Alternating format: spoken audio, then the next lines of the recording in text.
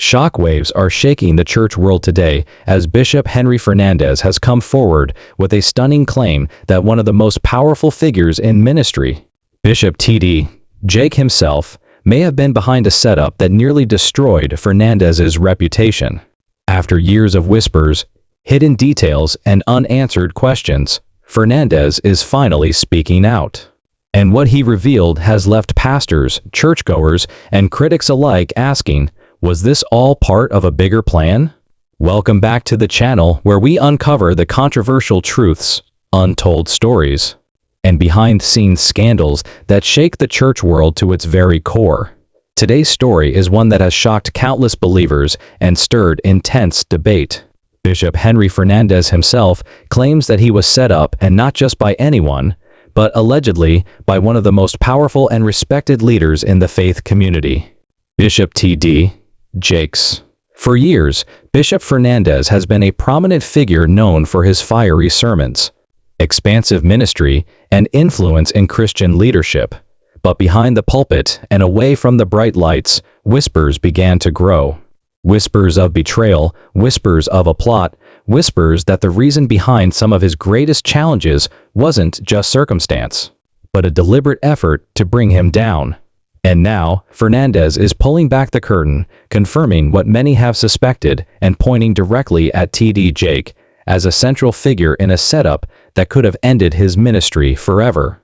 Stay with me because in this video, we're breaking down everything from Fernandez's rise to power to the tensions and rivalries within the church to the shocking revelations he made that turned speculation into confirmation. And trust me, by the end of this story, you'll see why some say this is one of the biggest scandals the modern church has ever faced. To truly understand the weight of Bishop Henry Fernandez's recent claims, we first need to step back and take a close look at who he is and why his name carries so much influence in the Christian community. Henry Fernandez wasn't born into fame, but he was born with a fire for faith and an undeniable drive to lead. A native of Jamaica, he immigrated to the United States as a young man with big dreams and an even bigger calling. His early journey wasn't easy. Like many who pursue ministry, he faced financial struggles, cultural adjustments, and the challenge of carving out his place in a highly competitive spiritual landscape. But Fernandez wasn't just another preacher. He had charisma, he had vision, and he had the kind of magnetic presence that drew people in wherever he spoke. In 1991, alongside his wife, Pastor Carol Fernandez, Henry launched what would become the Faith Center Ministries in Sunrise, Florida. What started as a small congregation of fewer than 300 people soon grew into a thriving megachurch with thousands of members, multiple services, and a global following through television, radio, and online platforms. His leadership style was bold, practical, and uncompromising, characteristics that earned him both devoted followers and harsh critics. But Fernandez wasn't only building a congregation, he was building influence. Over the years, he published several books, launched conferences, and forged connections with some of the most powerful figures in the Christian world, including Bishop T. Jakes. For many, their relationship seemed to symbolize unity, brotherhood, and mutual respect among church leaders. Yet, in the shadows of this growing influence, rivalries were forming. The higher Fernandez rose, the more he became a target for scrutiny. Critics accused him of being too focused on prosperity preaching, pointing to his emphasis on financial blessings, abundance, and success. Supporters defended him, saying he was simply teaching biblical principles about faith and provision. Through it all, one thing became clear. Bishop Henry Fernandez was not a man to be ignored. His voice carried weight. His church commanded attention, and his name, for better or worse, was becoming one of the most recognized in the Black church. And that's precisely what makes his recent claims so explosive. Because when a leader of his stature stands up and says, "I was set up," and points the finger at none other than Bishop T.D. Jakes, the entire church world sits up and takes notice. But before we get to that shocking allegation, we need to understand the history between these two powerful men and the cracks that began to form long before Fernandez's revelation. And that's where the story takes a turn few saw coming. Now, when we talk about the modern black church, one name that cannot be ignored is Bishop T.D. Jakes, known globally as the senior pastor of the Potter's House in Dallas, Texas. Jakes has built an empire that stretches beyond the pulpit. He's an author, filmmaker, entrepreneur, and arguably the most influential preacher of this generation. His reach is international, his resources unmatched, and his reputation both revered and controversial. So, when Bishop Henry Fernandez rose to prominence, it was only natural that the paths of these two leaders would cross. To the outside world, their connection seemed like a perfect example of Christian brotherhood. Fernandez often referenced Jake as a mentor figure, a source of inspiration, and even a partner in certain ministry endeavors. Jake, in turn, welcomed Fernandez into circles that few pastors had access to: high-profile conferences, leadership events, and media opportunities that positioned Fernandez alongside the heavyweights of ministry. In those early years, their relationship appeared strong. Fernandez frequently spoke about the importance of aligning with great leaders. And Jake represented exactly that: greatness. Both men preached similar messages of empowerment, prosperity, and destiny. Both were visionaries who believed in building not just churches, but movements. And both attracted massive crowds hungry for messages of breakthrough and abundance. But behind the smiles on stage and the public displays of unity, insiders began to whisper about competition. Was this truly a brotherhood, or was it a rivalry dressed in the robes of friendship? Here's where things get interesting. Sources close to both leaders have suggested that Fernandez's rapid rise in Florida started to raise eyebrows in Dallas. After all, it's one thing to be a friend, but it's another to be competition. When Fernandez began drawing thousands to the Faith Center and gaining visibility through television broadcasts, some wondered if Jake viewed him less as a mentee and more as a potential rival in influence. Then, there were the differences in approach. While Jake often used metaphors and storytelling to deliver his messages, Fernandez leaned heavily into direct teaching, emphasizing principles of financial growth and success. Some critics within Jake's camp felt Fernandez's prosperity focus risked undermining the credibility of their collective message. Others went as far as to claim that Fernandez was too ambitious, too independent, and unwilling to remain under the shadow of Jake's enormous influence. Tensions quietly simmered. Rumors of private disagreements circulated. Some said Jake had advised Fernandez to slow down, to remain humble, and to avoid becoming too flashy with his ministry. Others whispered that Fernandez, emboldened by his growing platform, wasn't willing to play the role of junior partner anymore. And while none of these moments were played out publicly, those who watched closely could see that the once celebrated brotherhood between Fernandez and Jake wasn't as perfect as it seemed. This is where the story begins to shift from mentorship to manipulation. Because according to Fernandez, the man who once appeared to lift him up may have actually been positioning him for a fall. And the cracks in their relationship, they weren't just cracks. They were warning signs of the storm that was about to come. But what exactly did Fernandez mean when he said he was set up? What happened behind closed doors that pushed him to speak out after years of silence? That's what we'll uncover in the next chapter as we dive into the alleged betrayal and the events that forced Fernandez to break his silence. When Bishop Henry Fernandez finally opened up about being set up, his words didn't just cause a ripple in the church world, they caused a storm. Up until that point, most of what people believed about his ministry challenges could be chalked up to the usual ups and downs of leadership: financial struggles, criticism from detractors, or the everyday weight of pastoring a large congregation. But Fernandez's claim reframed everything. He wasn't just facing obstacles, he was allegedly facing sabotage. According to Fernandez, the very person who many believed was his ally, Bishop T.D.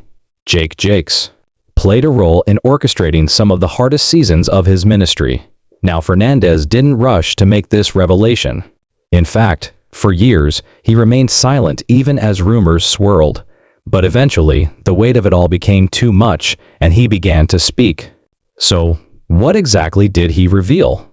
First, Fernandez pointed to moments where doors that seemed wide open for his ministry suddenly slammed shut. Invitations to major conferences disappeared without explanation. Media appearances that had been scheduled mysteriously fell through. Opportunities to expand his influence, partnerships, collaborations, even publishing deals dissolved at the last minute. To many, this looked like normal setbacks, but to Fernandez, there was a pattern, and that pattern pointed back to Jake's inner circle. Second, Fernandez suggested that certain damaging narratives about him were deliberately spread in influential church networks. Whispers of financial mismanagement, exaggerated stories of failed projects, and accusations about his motives as a prosperity preacher began to circulate. These weren't casual rumors from outsiders. They were highly specific, and they seemed to emerge in places where Fernandez's reputation mattered most. Then came the most shocking part of all. Fernandez claimed that these weren't accidents. They weren't coincidences. They were setups, orchestrated efforts designed to weaken his credibility, slow down his momentum, and ultimately keep him from surpassing the influence of his so-called mentor. And in Fernandez's words, all roads led back to Bishop T.D. Jake. Now, to be clear, Fernandez didn't present himself as a victim without accountability. He admitted that he had made mistakes along the way, as any leader does. But his argument was simple. The backlash he faced wasn't just about mistakes. It was about being targeted. And for many of his followers, this revelation explained years of unexplainable struggles. But here's where it gets even more dramatic. Fernandez suggested that some of the people closest to him, leaders he trusted within his own church, may have been influenced or swayed by external voices, creating division from within. Imagine that. Betrayal, not only from outside, but from inside the very walls of his ministry. This wasn't just about rivalry anymore. It was about survival. Fernandez painted a picture of a world where church politics operate much like corporate boardrooms, filled with power plays, silent deals, and strategies to eliminate competition. And in that world, according to him, he had been cast as the one to take the fall. As you can imagine, these revelations lit a firestorm. Some immediately believed him, pointing to the undeniable signs of sabotage in his career. Others accused him of shifting blame and creating drama where none existed. But whether you believed him or not, one thing became crystal clear. Fernandez was no longer holding back. And that brings us to the most pressing question of all. Why now? Why, after years of silence, did Bishop Henry Fernandez decide to speak out against T.D. Jake and confirm what many had only whispered in private? The answer to that question opens another layer of this scandal, one that could forever change the way we view power, loyalty, and betrayal in the church. For years, Bishop Henry Fernandez remained silent. Despite the whispers, the suspicions, and the countless behind-the-scenes struggles, he chose not to directly address the rumors or name the individuals he believed were responsible. And let's be honest, that silence was strategic. In the world of ministry, reputations are everything. A public accusation against someone as powerful as Bishop T.D. Jakes could have been career suicide if the timing wasn't right. So what changed? What finally pushed Fernandez past the point of silence into the bold territory of public revelation? The answer, according to those closest to him, was twofold: personal exhaustion and divine conviction. First, exhaustion. Imagine carrying a secret for years, knowing in your heart that the struggles you're facing aren't random, but orchestrated. Imagine watching your reputation questioned, your ministry slowed down, and your opportunities stolen, all while smiling on stage and preaching faith to your congregation. For Fernandez, this wasn't just a test of leadership. It was a test of survival. His silence, while noble on the surface, was eating away at him internally. He had spent too long protecting others, too long pretending everything was fine, and too long suffering in the shadows. Eventually, the weight became too heavy to carry. Second, conviction. Fernandez explained that he reached a point where remaining silent was no longer about protecting unity in the body of Christ. It was about enabling corruption. In his words, sometimes exposing betrayal is the only way to stop it from happening again. He described moments of prayer where he felt God pressing him to speak, to shine a light on the darkness, and to give people the truth, no matter how uncomfortable it might be. And so, Fernandez broke his silence. He began carefully addressing the issue in interviews, sermons, and personal conversations. He didn't just make vague references. He directly named T.D. Jake as someone who played a role in what he called a setup. For many, this was jaw-dropping.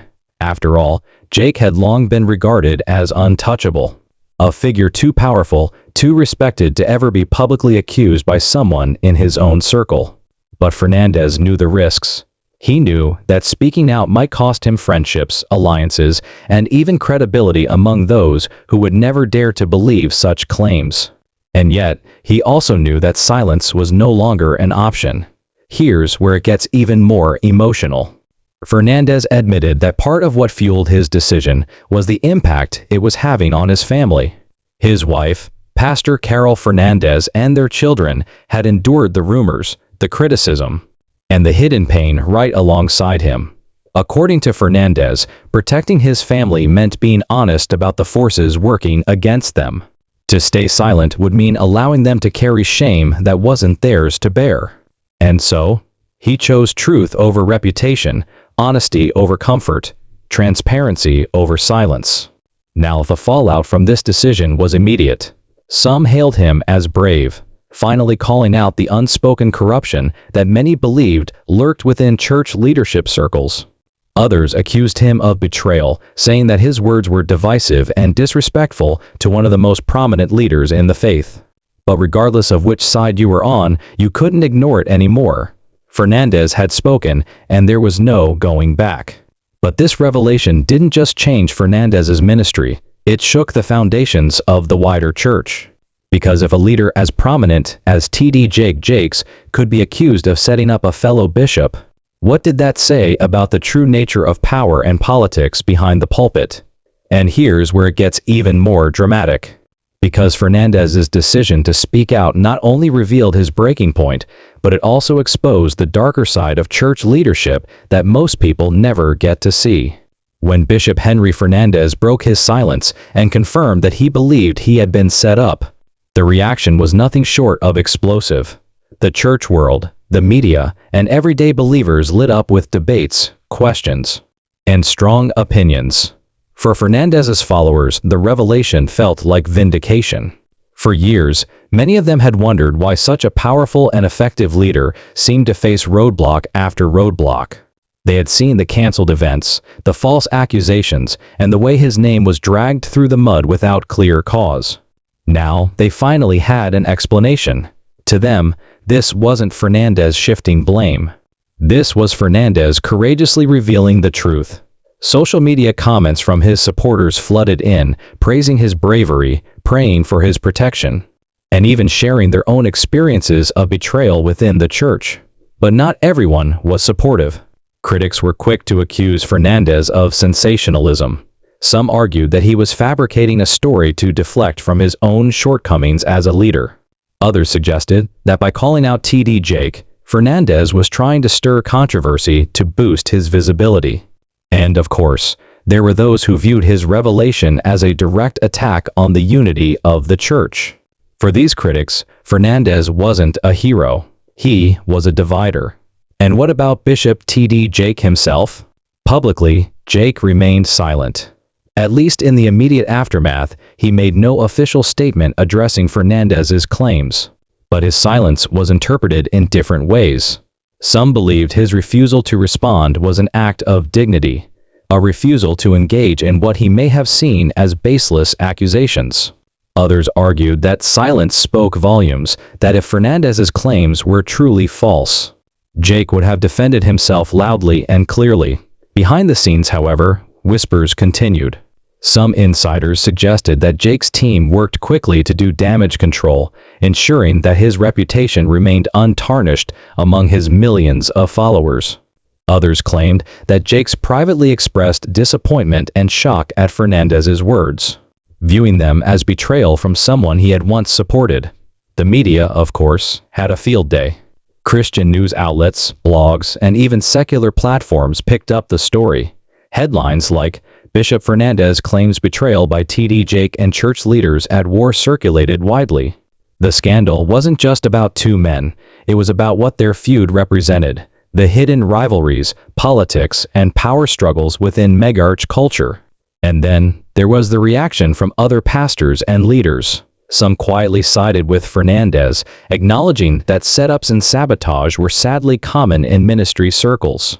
Even if they didn't dare to name names, others publicly defended Jake, emphasizing his decades of service, his reputation, and his global influence. For them, Fernandez's words crossed a line that should never be crossed.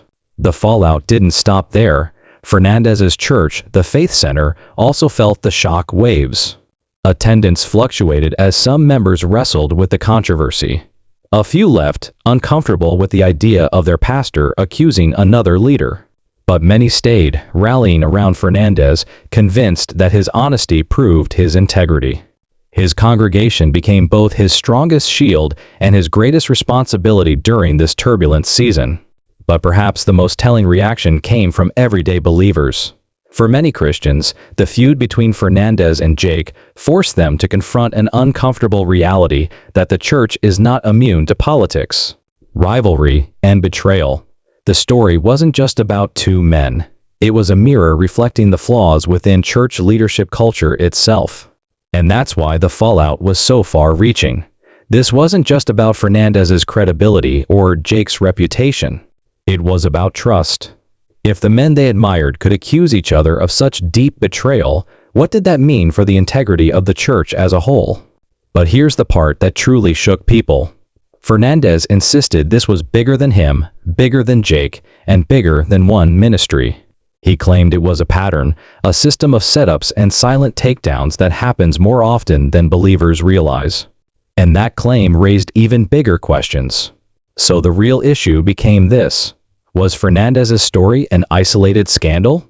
Or was it the tip of the iceberg exposing the hidden politics of the modern church?